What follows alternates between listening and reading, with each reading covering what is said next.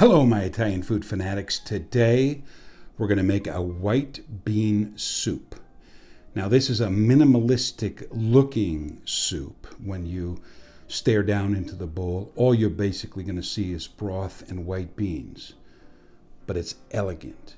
It's simple, but it's not simplistic because the broth is going to have all kinds of flavor in it, and the beans are going to be perfectly cooked to be whole for the most part and creamy and nice on the inside. It's not a meal in and of itself. However, if you had to live on it, you could. That's how good it is. But we're going to use a little bit of pancetta. We have some onions in there. We have some garlic, some bay leaves. And then we're going to strain all of that out and clean out the aromatics and basically remove any anomalies from the beans. And then we're going to saute some more onion, a little bit of garlic, and then we're going to infuse everything with the rosemary, a little bit of olive oil on there as a final benediction. It's going to be delicious. But before we get into the kitchen and do that, hit the thumbs up button, subscribe, and hit the bell so you'll know when I release another video. Share if you have friends that love Italian food recipes and are Italian food fanatics, and leave a comment down below. Let me know what you thought of the soup, and if you have something that I've made that has inspired you to make the same dish, catch me on Instagram at Chef Argenti. Send me a photograph on the message app or the message area, and I am happy to feature you and your dish in any way you want on the next episode of Italian Food Fanatics. All right, so now without any further ado, let's get in the kitchen and make this soigné white bean Italian soup. All right, let's get started. This is the night before we're going to make our soup, and so consequently with our beans, we have to essentially sort through them and pick out any anomalies or bad beans or half beans, things like that.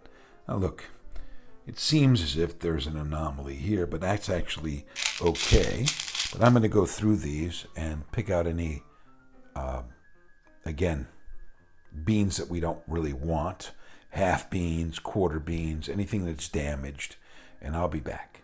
All right, I've sorted through all of these beans, and to my surprise, that was exactly how many were busted or not good out of all of these beans. Now, obviously, since they are a natural product, we can find flaws in everything. But in general, these were actually quite expensive, about $3.50 a pound, which is $2.50 more than I'm used to paying. But they're organic, and believe it or not, the higher price maybe is not theoretically worth it based on the few anomalies that we found compared to, say, $1 a pound, where you'll find a few more. But the quality here is just superb. And that's really what we're looking for. So for $2 or $3 more, if we find something that's much nicer, in my opinion, it's worth paying that price. So now we'll have to brine these beans. But first, I'm gonna wash them off a little bit so there's anything that's on there will go and it will not brine. Oh, I found another anomaly. And we'll be back when I do that. All right, now we're going to brine the beans. This is 4 cups, which is a quarter gallon. We're going to use a half a gallon of water with 1.5 tablespoons of regular table salt. I'm going to dissolve the salt in this water. It's a little bit warm. And then I'm going to add another 4 cups of cold water, and then we'll add our beans in. I'll come back when this is when the salt has been dissolved, and we add our other 4 cups and the beans. All right, so I've added another 4 cups of water into the bowl, giving us a half a gallon with 1.5 tablespoons of regular salt. And I've rinsed off the beans, and now we're going to place the beans in this salted water, and they will go in the refrigerator until tomorrow when we're ready to make the soup. The salt in the water will make the beans easier to cook and will eliminate or mitigate the bursting of the beans. We want to keep them as whole as possible, and we want to keep them creamy on the inside. All right, it's the start of the next day, and we are about to make the soup. For that, we need 1 onion that's quartered, some pancetta, some whole garlic cloves, and a few bay leaves. We're going to take the beans out of the refrigerator, drain them, and reserve them, but we got to go to the stove first before anything happens. We'll go there now. All right, we have a pan on the fire. I'm going to take a little bit of olive oil and add it into the pan. This makes the addition of the pancetta, it makes it easier for the pancetta to sort of begin frying because there's already a little bit of oil. Sometimes if you don't have oil in the pan, it makes it very harsh, and the pancetta or whatever you're trying to cook, even though there's a lot of fat in it, it will burn more readily. That is, unless it's guanciale, and guanciale is so full of fat that you don't really need to add any olive oil. In fact, you don't want to. But in this case, we do, just a little bit. So we will bring this up to temperature, and we will brown or make the pancetta golden, let's put it that way. We'll be back. All right, as you can see, we've browned the pancetta. It's now time for it to come off the flame. You'll see what we're going to do next. Because I want the flavor of the pancetta and not the pancetta itself, what we're going to do is we're going to strain the pancetta through a little bit of cheesecloth and a sieve into a bowl. And then we're going to put the pancetta, here, we'll do a little bit right here, just like this.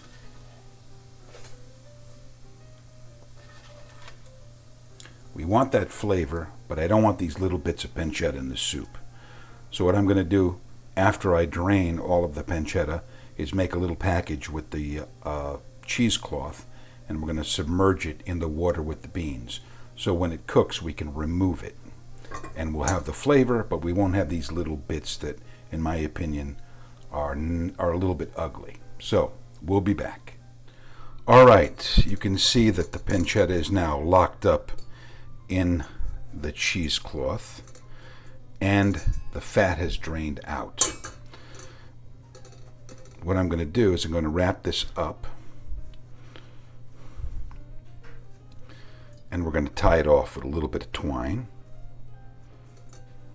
I'm going to cut off the excess cheesecloth. You go around 2 or 3 times like this, and that essentially is enough to seal it, but we'll give it one more turn like this. We'll cut off the end of the cheesecloth just to make a neat package out of it. There we go. We'll cut this off too, and these.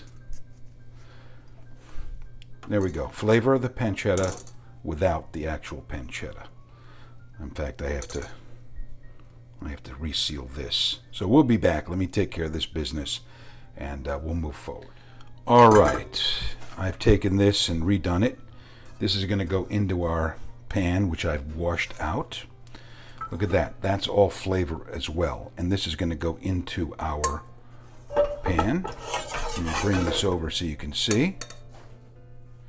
And now we're going to drain the beans. I'm going to put the beans in here along with the pancetta, the onions, the bay leaf, and the garlic. We're going to bring it to a boil and put it in the oven at 350 degrees for 45 minutes. We'll be right back. All right, so we have our oil, we have our pancetta in there. We're going to add our beans, and then we're going to add water to cover, along with our onions that will nestle in here, our garlic cloves, and our bay leaves. We'll add water to cover. I'll be right back. All right, so here we are. I've added the beans. They're covered. You saw me put the onions and everything else in. I've added a little bit of chicken stock in there. And so We'll get the flavor from the pancetta without all those little bits, and the flavor from the other aromatics. When this comes to a boil, we'll put it in the oven at 350 degrees for 45 minutes. All right, as you can see, we've come to a boil. We're going to turn off the heat. This is going to go into the oven covered for 45 minutes, and we'll be back when the beans are done. All right. The beans are out of the oven. How sweet it is. And look, they've retained their shape.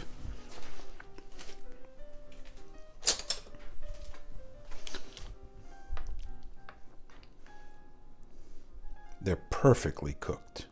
Not too much, not too little. Now, obviously, not every single bean is going to remain intact, but that's a darn good job right there, let me tell you. So now we will remove the aromatics, the bay leaves, the onions, and the pancetta. We'll drain and reserve the cooking water. And then later on, once these are cooled down a little bit, we're going to add them into this broth, which is going to be fortified with a little bit of garlic, some onion, and also some rosemary, and we'll correct the seasoning at that time as well. So we'll be back when we do all of that.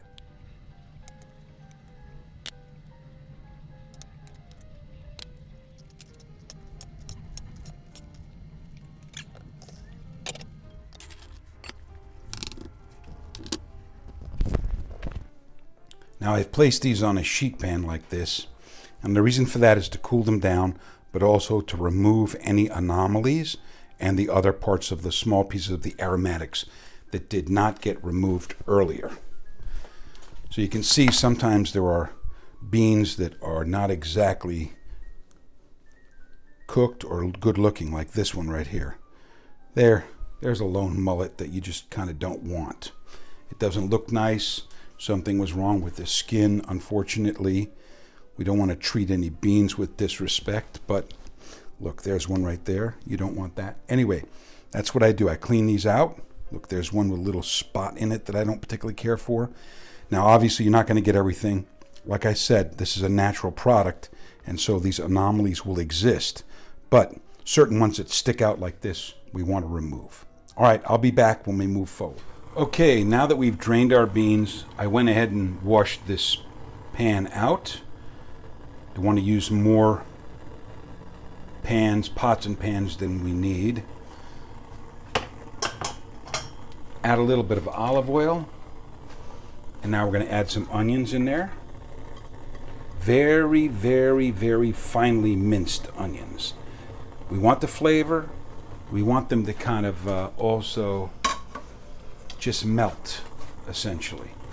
So these will be cooked until they're softened, and then we'll add in a little bit of garlic, and I'll come back when we are at that stage. All right, now that our onions have become soft, we're going to add in our garlic.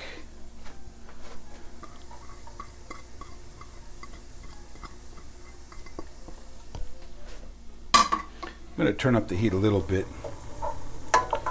and just cook for about 30 seconds until the garlic is fragrant.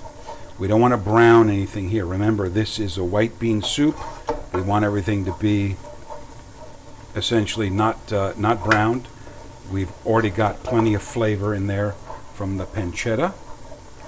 So we cook for a little while longer until it gets fragrant. I don't really smell the garlic just yet.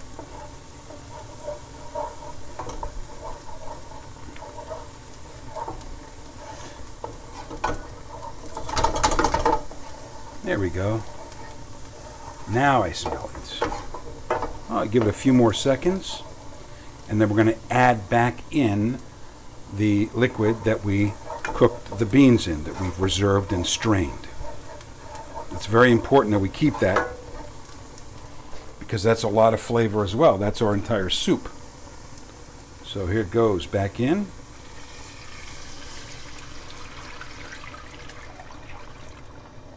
And look at that stuff from the beans. This is all that sediment that's settled to the bottom, which is not bad stuff. It's good. And now we want to bring this up to a simmer. And then we're going to add in our beans. Be back when we do that. All right, our broth has come to a simmer. Now we're going to add in our beans, but very, very gently. They're just perfectly cooked. Some of them are more than others. Of course, this is a natural product, and you can't control every little aspect of it. So they go back into the water, into the broth, not water. Started out as water, which is the most beautiful thing in the world, to take something, add flavor to it, and then eat it. So, there we go. Very gently. We're now going to gently stir this back in, like this, and we'll let it come up to temperature. Uh-oh, there's a bad bean right there. I missed that one. But those will actually float to the top, believe it or not. There's another one.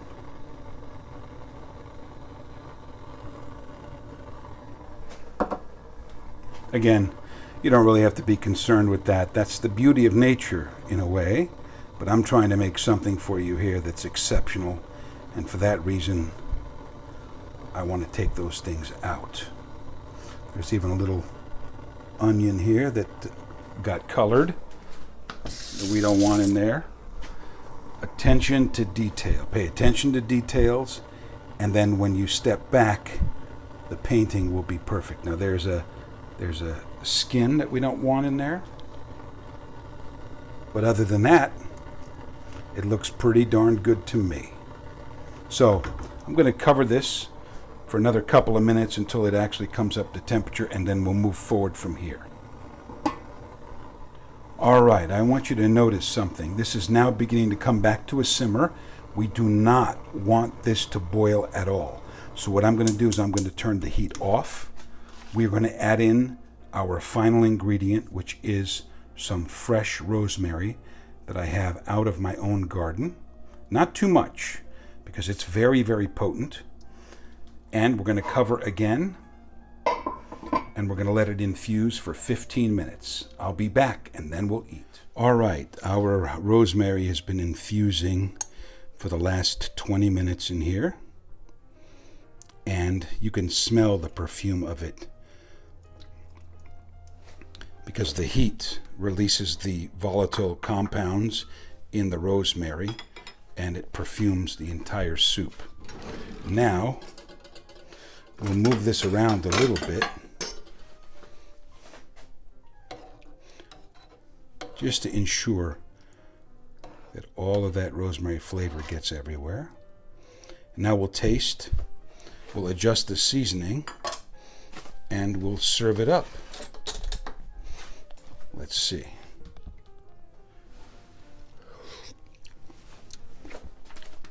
Wow, the depth of flavor is amazing, but it does need salt, that's for sure.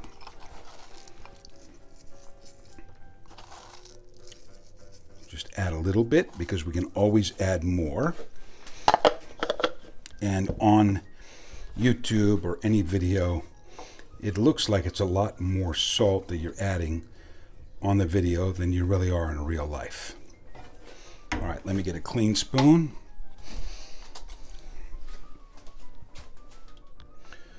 You have to be cognizant of that as well. Now we have something worth talking about. Now I'm not going to add pepper, and the reason for that is because pepper destroys the look that we have here. At the table, if you want to add pepper, that's not a problem. And also, what we do need when we serve this up is a benediction of a little bit of olive oil. So, we're ready to eat. Let's take it to the table. Well, my Italian food fanatics, you saw me dish it up. Here it is. I can't tilt it too far in there because it's soup.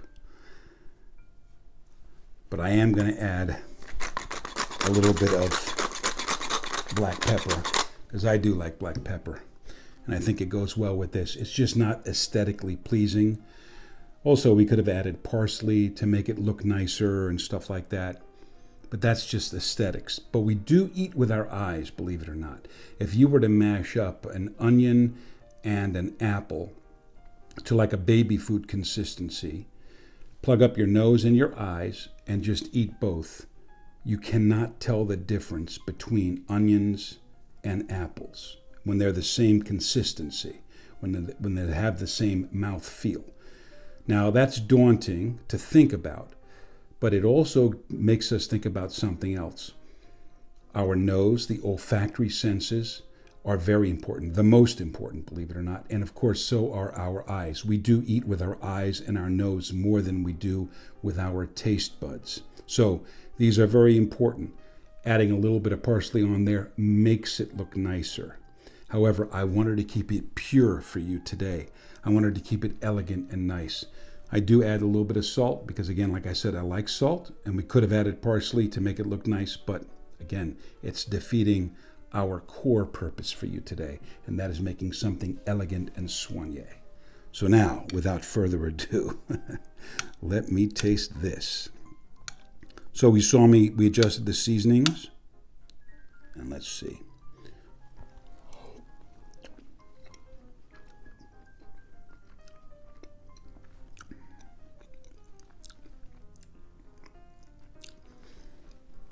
The beans.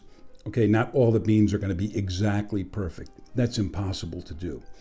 But the wholeness of the beans and the way that we brine them first and then gently cook them in the oven on one layer instead of in a large pot ensures two things: the most even cooking that you can get and the most gentle cooking that you can get for beans, thereby minimizing them bursting. Again, you cannot stop them from bursting. It's also the age of the beans that matter and the way in which they were stored. I bought these at Whole Foods. They're the organic beans. To be completely honest, I was not happy. I'm not 100% happy with the results, but it can't be the fault of anything but basically the way how old the beans were. We don't have any idea. I don't know what's going on here after the pandemic's over. We have to wait and see. It's probably better to buy something that's less expensive that turns over more often than to buy something that's more expensive than less people buy it. Unless, of course, organic is important to you. So, here we go. Let me try again. That olive oil that we just gave on top as a benediction, that comes through. The beans are super creamy. You can taste the pancetta flavor in there along with the onions. The garlic is way in the background. There isn't much. But let me tell you, it's absolutely delicious. Before I go away, please hit the thumbs up button, subscribe, hit the bell button so that you'll know when I release a video. Share with your friends if they're Italian food fanatics or they need a new recipe or something to make, or maybe you're going over their house and you want to eat something good. Tell them that's what you want them to make, and leave a comment down below. Let me know what you think about the soup and about some of my comments. And if you have something that you've made that I've inspired you to make while watching my channel, please contact me on Instagram at Chef Argenti, and I'm happy to feature you and your dish on a future episode of Italian Food Fanatics. Until then, buon appetito. God bless you. Thanks for watching. And no matter where you are in the world, have a great day. Thank you.